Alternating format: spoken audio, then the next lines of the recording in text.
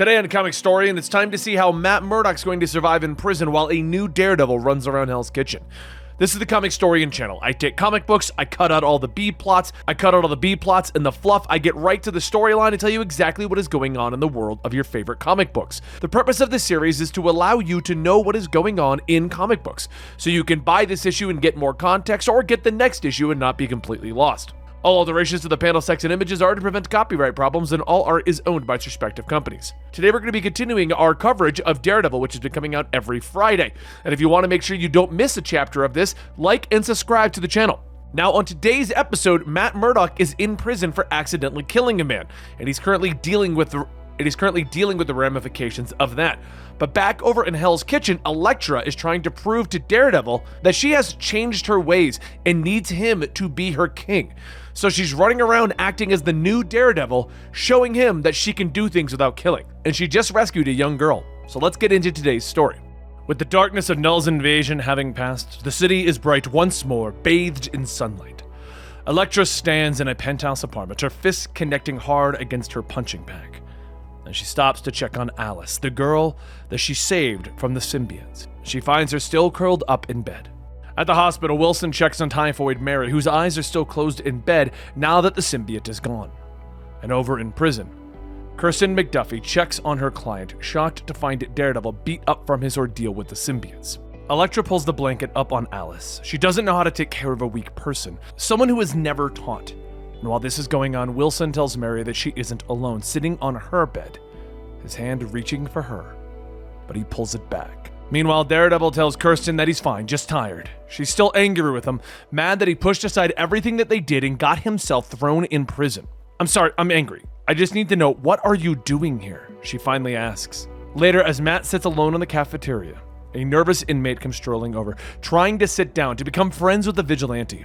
And Matt recognizes him as a man who committed a double homicide. But their conversation is interrupted as the guards come over. "Time to see Doc Hayes," he tells him. Daredevil stands and is led away, quickly finding himself sitting across from the prison psychiatrist. "Are you okay?" She starts by asking him, pointing out that he took a beating when the symbiotes invaded the prison. But Matt tells her that he'll heal and doesn't require any therapy.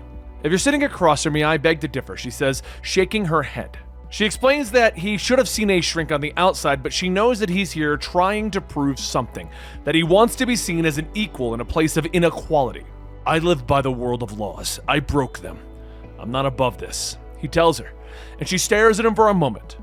"Only when it suits you." And then she lets out a sigh. "You're here, and I'll help. You have my word," she says as she turns to her computer. "I'm okay," he tells her again, but she schedules him anyway. "You're not," she says again. He's led back to Gen Pop and begins to move through the prison when he stops, turning his head. He can sense the fight, the impact of the blows coming out of the shower. He moves quickly to find 3 men surrounding the nervous murderer who tried to sit with him, tried to be his friend. "Hey!" he barks at them, getting the men's attention. "Neil needs protecting. We do that. Looked to me today like he was trying to get some free protection," the leader hisses at Matt. He's among them, quickly twisting, kicking one of them in the face while knocking away the shiv from the other. The big one slams into the wall, holding him steady while the other one punches him. But Matt is mad, wrapping his legs around one, twisting him through the air, throwing the big man to the ground, elbowing him in the face. The guards rush in and Matt quickly drops to his knees, putting his hands over his head. And that night he lays there, maskless in the bunker, tired. He can't sleep due to all the sounds in the prison. Quiet sobs, the nightmares, the sound of the warden ordering the guards not to protect him. And he finally falls asleep to that knowledge. "Hey, Daredevil!" a voice calls out, waking him up, and Matt sits up fast, pulling on his mask, and the guard is staring at him. "I don't care who you are, buddy. Get dressed. Doc Hayes wants to see you." Matt stands in her office for a short time, with the doctor asking about yesterday's events, but Matt shrugs it off. "That man you helped, Neil Rivat, he was found dead in his cell this morning," she finally tells him. Matt is shocked by this news, his body slumping as he leans against the wall. She tells him that it was suicide, but he shouldn't blame himself since it was Spider-Man who put him into this prison. But tears begin to fall from Matt's eyes because he was the one who prosecuted Neil. "Are you?" Doc Hayes begins to ask, and Matt turns to her.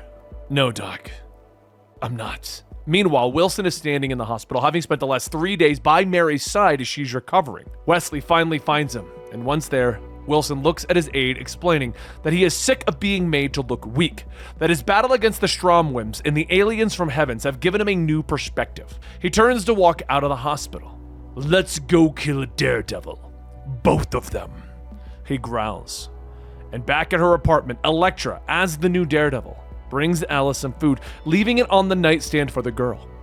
She's still curled up though, talking about how everything was her fault, how if she hadn't run off, her foster mother wouldn't have been on the street and been taken over by the symbiotes. "Shut up," Elektra tells her simply, and Alice looks up at her in shock as Elektra explains that she doesn't have time or the stomach for her sympathy.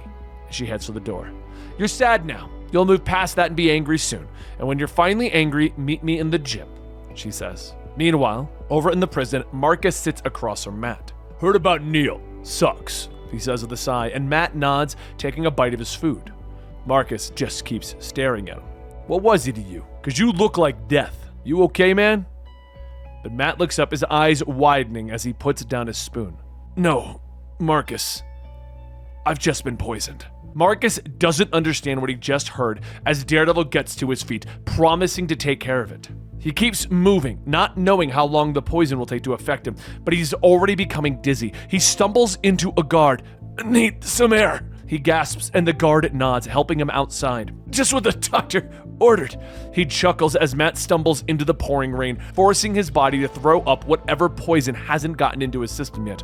But as he looks up, he realizes that the guard isn't with him anymore, and a large group of inmates march across the grounds towards him. Back in the penthouse, Alice blocks another of Elektra's blows, grunting in pain. "You need to pivot and deflect attacks. Let your opponent's momentum do the work," Elektra corrects her. Demonstrating the lesson, Alice nods, asking why Elektra is helping her, but the woman sighs, explaining that she lost her family. That she was once a weak child as well, but she was taught. She learned. She explains to Alice that there will always be someone stronger than her in the world. "Let me show you what I mean in Hell's Kitchen," she says, reaching for her Daredevil costume. Shortly, they stand on the rooftop watching as two thugs extort protection money from a convenience store owner. "The strong are taking from the weak," Elektra explains, telling Alice that Izzy Libris requires businesses to pay her for protection. "The strong are meant to protect them from the useless and the corrupt," she hisses, leaping into the night air, landing on a nearby car as two goons come outside. "It's the first of the month, gentlemen. Pay up," she calls to them, and the two laugh, making snide comments about the female Daredevil. But she throws her aside, breaking one of their noses, and the other pulls out a pistol, firing a shot, but she deflects it back at him as he cries out in pain. "You shot me!"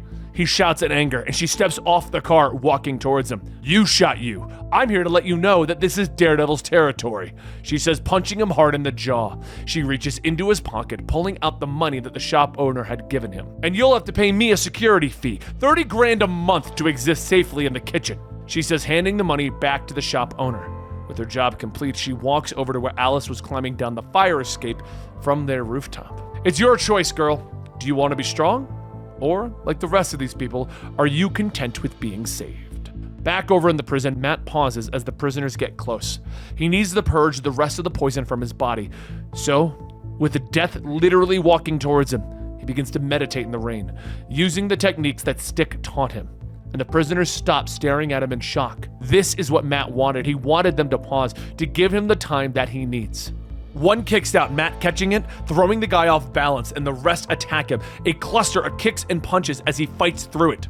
Back at Izzy's office, she orders the goon out of her office after he tells her what happened with the new Daredevil. She sighs, knowing that she doesn't have time to deal with this and can't wait for Fisk to do something. So, she turns to Butch, the former employee of the Owl who turned the Owl's goons against him and now runs the show. She trusts this man, believing that he wants to do what's right, and she pours him a glass of whiskey, offering to make him the new crime boss of Hell's Kitchen. Later on, Mike Murdock walks through the door of Butch's gym, still under the guise of pretending to be Matt Murdock. Butch leads Mike into the back room, explaining everything that Izzy said to him, and the two friends are ecstatic, believing that all of their plans are finally coming true. Back over at Ravencroft Institute, though, the head doctor leads Fisk and Wesley into the bowels of the asylum where they find a secret lab, as Fisk reminds the doctor that he's poured a lot of money into Ravencroft. "You owe me." Fisk reminds him, and the doctor nods, fixing his glasses as the lab doors slide open.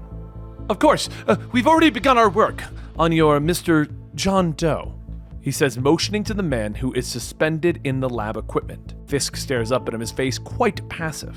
His name is Bullseye, he says quietly, and Wesley explains that Bullseye is in good health, and it seems that the fight at Hell's Kitchen has put him off his game and made him insecure. Excellent. Perhaps this will finally give me a bullseye that I can control. And back with Matt, he is roaring in anger and pain as he punches out another inmate, dropping him into the mud as the rain pours around them, and he turns as he hears the approach of the last of the thugs. Was a good show, pal. Just not enough. The man smirks, cracking his knuckles, hitting Matt hard, cracking 2 of his ribs. He stumbles into the workout equipment, but he refuses to go down. He grabs the weights, throwing them at the man, destroying his kneecap, and the man falls into the mud, screaming in pain. Matt stumbles forward, but he senses someone else moving, one of the thugs rolling up, a shiv in his hand. Matt punches him, but not before he is stabbed in the gut, and as he falls into the mud, the blood pools with the water around him, and Matt senses the warden watching him from his office, and he hears him speaking to someone on the phone. It's done. Daredevil's dead. Daredevil shakingly wakes up in the hospital with Kirsten McDuffie calling his name. You dummy! If you wanted a day pass out of prison, you should have just talked to me, she tells him, sitting on the edge of his hospital bed. I'll remember that next time, he tells her, his voice still weak. And the doors open as Foggy and Cole walk in, both telling Daredevil how dumb he is. I've already covered that, Kirsten tells them, but Foggy is still angry as he points at Matt. Trust me, he can't hear it enough, he snaps. But Cole introduces the 4th person that they've brought, an FBI agent who is looking into the prison workers that have gone missing, and she believes that if Daredevil helps them get the information, she can get his sentence commuted and get him out of the prison. But Matt looks away. I'll do it, I'll help you. But I'm serving my full term, he tells the group, and everyone looks at him in shock with Foggy shaking his head. Back in the city, Alice keeps running, leaping to the next rooftop as Elektra chases her, but as Elektra lands, she twists, blocking Alice's attack, reminding her that she needs to be quiet. She then twists, tripping and knocking the girl to the ground. I almost had you, Alice says with a smile, as Elektra helps her up. Elektra's phone buzzing as she checks it, explaining that she has been paying the local informants to help her around Hell's Kitchen. The movement of the kitchen's new boss, Butch Ferris, she says as she looks at Alice. Are you ready for some action? Meanwhile, Typhoid Mary comes walking into Fisk's penthouse, surprised to find the mayor has dinner prepared for the both of them. She sits down, appreciating everything that he has done for her, but she points out that both of them have hurt each other. We've hurt each other, yes, but we've saved each other as well, he says, reaching for his wine glass, raising it to her. I'm hoping that we can forgive each other and talk of the future. That night, a line waits outside the warehouse that has been converted into a club. Daredevil strides up, a masked Alice at her side. The doorman looks at her in shock as she steps up. Let us in, she says simply, and he stares at her, questioning why he would do that. Because my name is Elektra, and I own the building, she says as she pulls down her mask. He opens the door, asking why she wouldn't keep her identity a secret. Neither of my identities have anything to fear. They create fear, she tells him as she walks into the club, moving through the swirling music and dancing bodies, heading for the VIP area and Butch. Elektra motions Alice away, ordering her to stay close but not draw attention.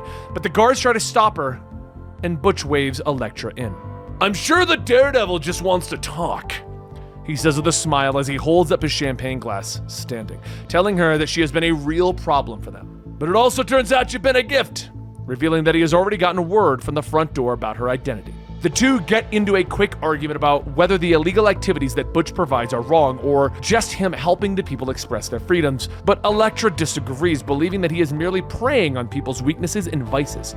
But Butch smiles, telling her that he has learned that to win in the streets, you need the people on your side. She turns as a giant with a ninja sword attacks her from behind, throwing her down onto the dance floor. The club goers scatter as they continue to fight, with Elektra throwing her side to try and disable the man, but he moves without feeling it, attacking her several times with his sword.